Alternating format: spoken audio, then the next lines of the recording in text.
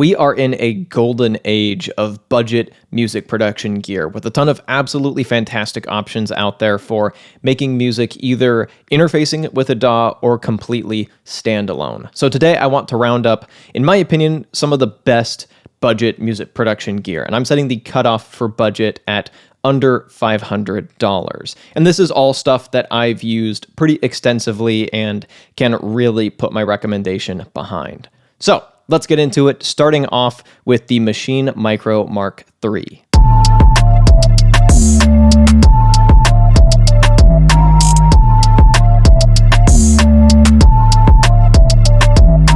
This is a MIDI controller, so it doesn't work by itself, it has to control software. And in the case of Native Instruments' Maschine line, the software is tailor-made to work with the controllers. And they give you a very hands-on experience of making music without sacrificing the power that a piece of software can give you. The Maschine 2 software is a fully featured DAW with a ton of virtual instruments and effects plugins and a bunch of tools for shaping your sound. And you get that included with a purchase of the Micro, which is already a pretty incredible deal. You even get like Massive, for instance, included with that. Make sure that you're careful when buying one of these things used, though, because you might have to buy a software license separately. But I haven't even fully gotten into the hardware yet. Like I said, the software and this hardware are made for each other. So you connect this to your computer via USB, and you can spend a whole lot of your time not even looking at your screen and just making music on this. And it becomes a lot like working with the grooveboxes that I'm going to talk about in a bit. For me personally, it really works with the way my brain works. It encourages me to build up a lot of musical ideas very quickly, and I found a ton of inspiration out of this thing, and I would have happily paid a lot more for it than I did. Definitely recommend it if you want to get into hardware-based music production, but still want the power of a DAW. And it's a great beginner option, both because of the cost, and I think it's fairly intuitive to learn. So that's a controller. One other that might be worth looking into is the Akai MPK3. Tatro here on YouTube uses that all the time, although I've not used one personally. That's a little more generic in terms of it's meant to work pretty well with pretty much anything. Once again, I haven't used it myself, but that's definitely worth a look. But let's move out of the world of controllers and onto completely standalone stuff. Although a lot of the stuff that I'm going to show you also can work as a controller. This is the Novation Circuit Rhythm.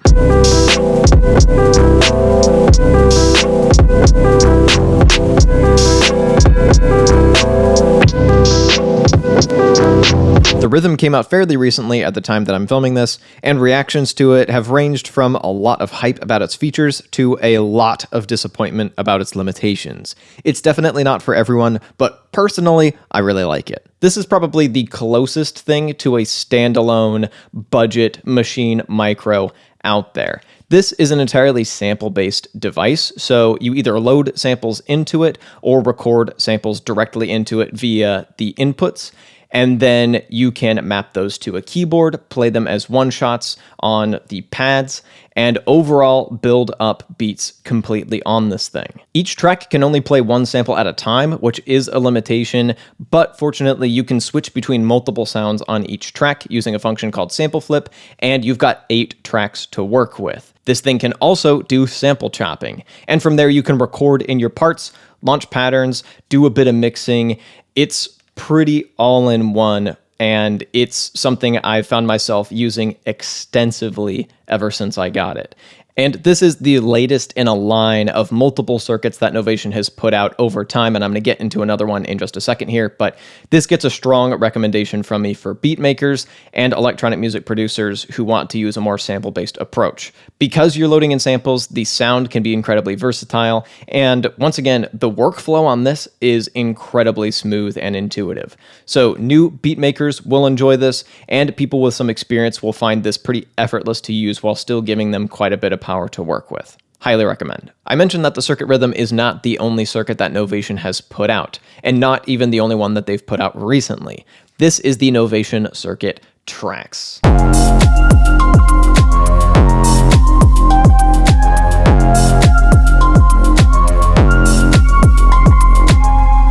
And this is a little bit different. It does have fewer tracks to work with, and it can't do things like pitch samples across the keyboard. But what you gain is 2 synth tracks. This has a fully built-in synth engine that you can edit either using these macro knobs and then build patches entirely from scratch using the free editor on your computer. So if you're into more synth-based stuff and feel like samples won't quite give you the flexibility you want, this is a good option. It also has 2 MIDI tracks and 2 audio inputs. Unlike the Circuit Rhythm, those audio inputs can't record anything, but they essentially turn this thing into a mixer for other music production devices. So what's really cool about this is that you can either use it completely by itself, or you can use it to control multiple other external dedicated synthesizers, bring that audio back into this, and process that audio on the circuit with things like reverb, delay, and sidechain. So what this means is that this device essentially amalgamates other devices into itself, and it can be the central hub of a larger gear setup.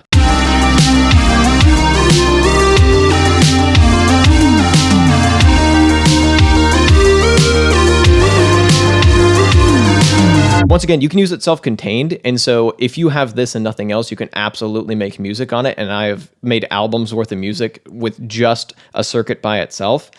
But if you bring in other stuff further down the line, this can talk to it really seamlessly. And that is a really fantastic way to work if you are trying to build a larger DAW-less setup. And I'm going to get into dedicated synthesizers in a little bit. But I do have one more thing I really want to mention in the groovebox category, and that is the Roland MC-101.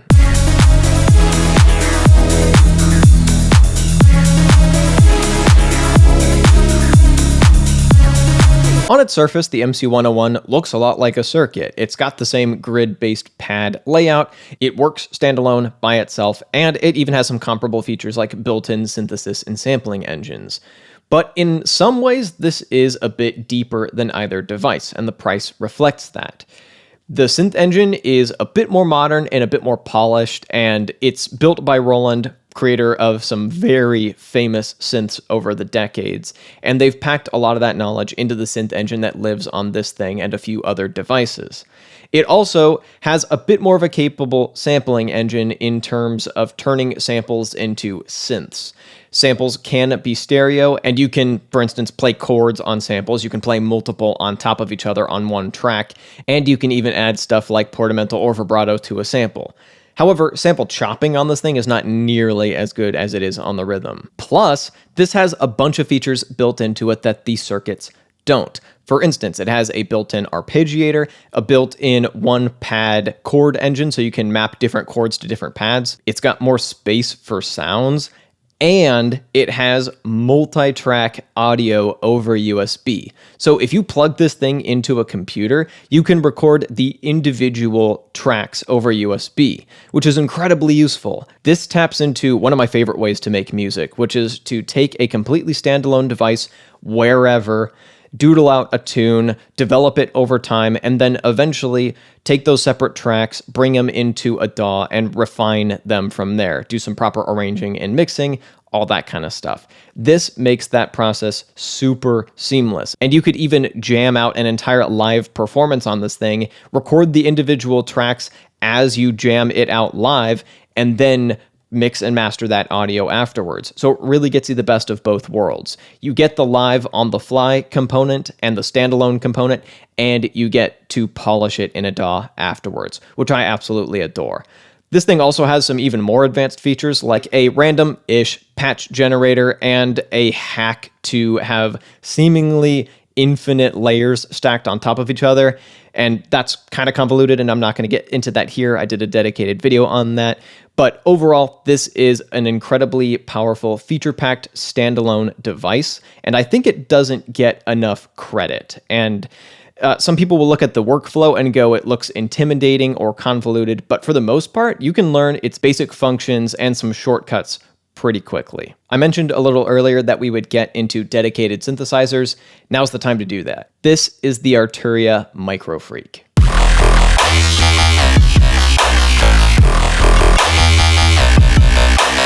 The MicroFreak is a digital synthesizer, so that means that they can pack a ton of ways to generate sound into this thing without it getting crazy expensive. It also has an analog filter, which kind of balances that out, if that makes sense.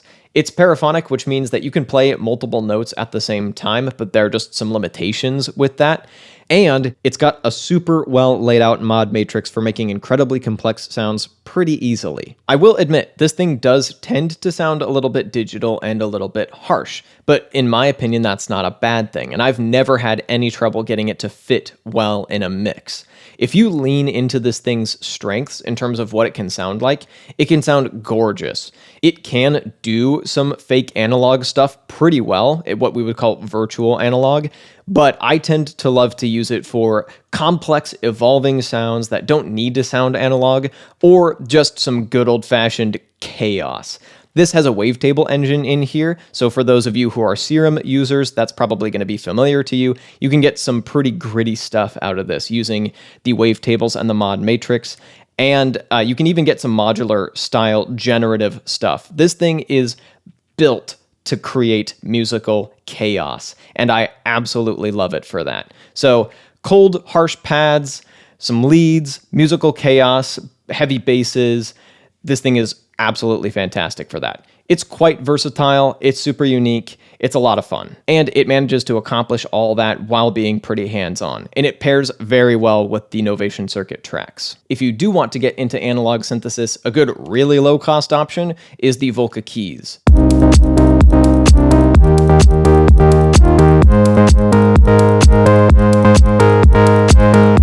This is a lot of people's first synth, and for good reason.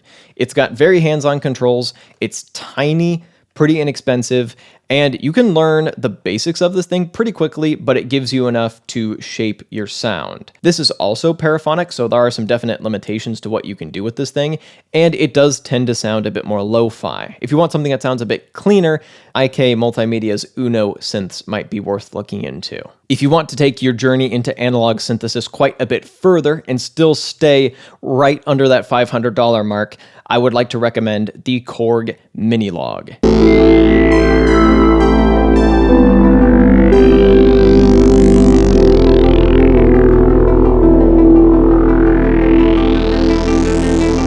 You'll probably be able to get a used original Minilogue for under that price. That can fluctuate a bit, but I would say it's well worth it.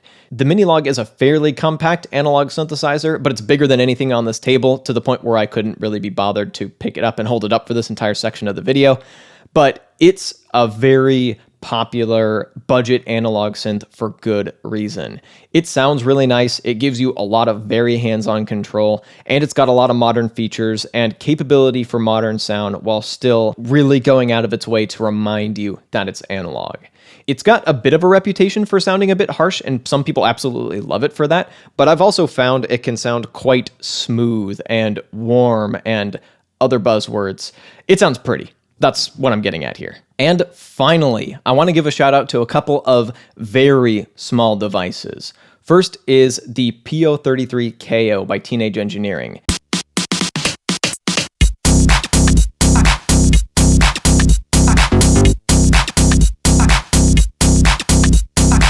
This is in their pocket operator line, and this is a very tiny little sampler and groove box. It is much more limited than anything else on this table, and it sounds a lot more lo-fi than anything on this table. But if you lean into that, it can be a lot of fun. In my experience, it's pretty fiddly, and so I would get pretty annoyed trying to make full songs on this thing, which I have done.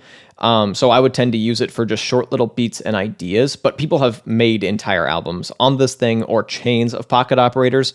It absolutely can be done. This is a great gift for a budding electronic music producer if they're a bit on the nerdier side and have some patience for a bit of a weird interface. And regardless, this is just a fun little sampler with a very distinctive sound. A lot of people actually like it for how it kind of degrades a sample in a pleasing way. And finally, I do want to give a shout out to cellular telephones. Not all of these are budget, of course, but chances are you already have one. And if that's the case, there are a few really good music production apps that are worth checking out that can actually get you some professional sound, or at least the start of a professional sound, and an intuitive workflow in something that you already use day in and day out. We Android plebs don't get as many apps, unfortunately, as people on iOS, but there are some fantastic ones that work on both. I've used Caustic 3 and Koala Sampler quite a bit. Koala Sampler is probably my favorite at this point.